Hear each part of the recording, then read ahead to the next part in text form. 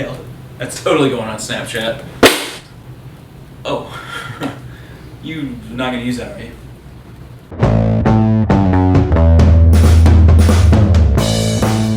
On today's episode of The Digital Orthodontist, we are talking about Snapchat for your orthodontic office. But before we do, I want to talk to you about Mark Zuckerberg and how he and I are practically the same person, except for 3 tiny differences.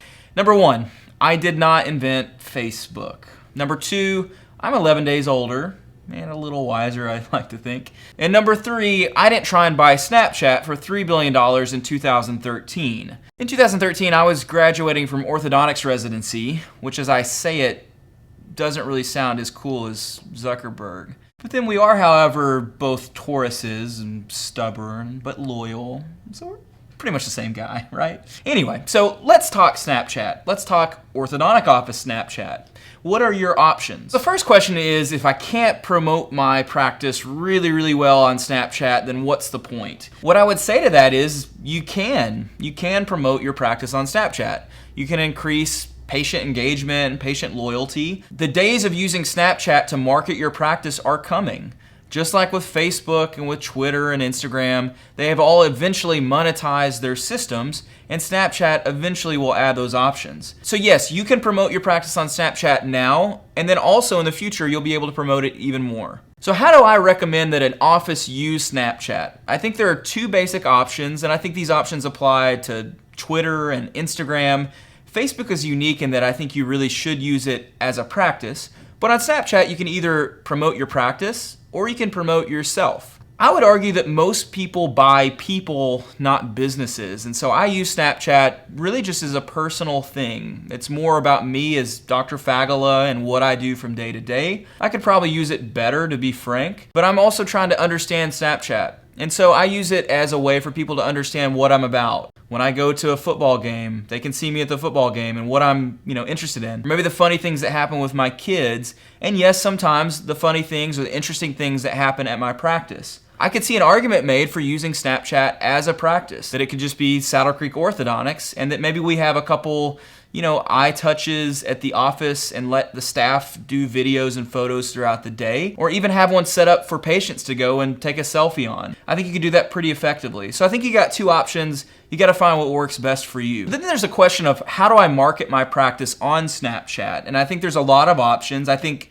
ultimately social media is about growing the top of mind awareness for your practice and for being in the places where your patients are. But there are some marketing ideas that you could implement. One idea is to do a 24-hour Snapchat exclusive sale on braces or Invisalign, and they could screenshot whatever it is, your coupon or your promotion, and then they have a few days to come in and cash in on that. It would encourage people to tell their friends to add you on Snapchat. It would also give exclusive content to people who are already following you on Snapchat. It's a pretty cool idea. And if you make the deal substantial enough, it could spread virally. I've also seen people do contests where they'll have people screenshot a snap and then post it to Twitter or Instagram, which helps cross-promote Snapchat on other social media sites, and then you do a giveaway to someone who gets the most likes, or maybe just randomly draw for someone that has done this. And what this does is it helps you promote your Snapchat on sites where you already have a good following and you already have people with eyes on what you're doing. The last idea is that you could just reward people for following you on Snapchat. Just something as simple as giving them a chance to win a gift card or something like that. It's really easy to pull that off inside your office. So how do you get followers on Snapchat? Obviously, if you don't have a big audience, you're not going to have a lot of benefit from doing your posts.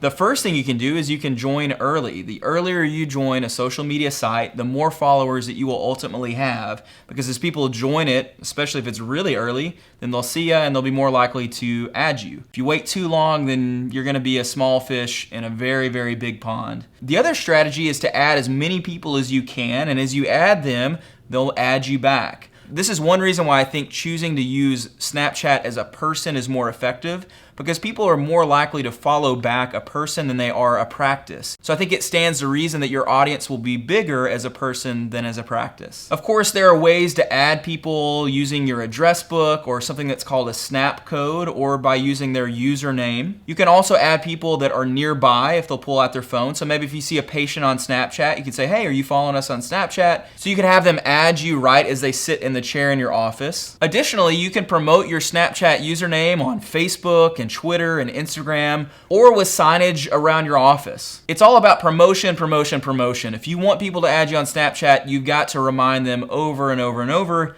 and eventually they will. And if you're really good at Snapchat, then there's a chance that they'll tell their friends that they need to follow you as well. And that's how you grow your friend count on Snapchat. Okay, so here's a question that I get about Snapchat all the time, and I think it's really important to cover.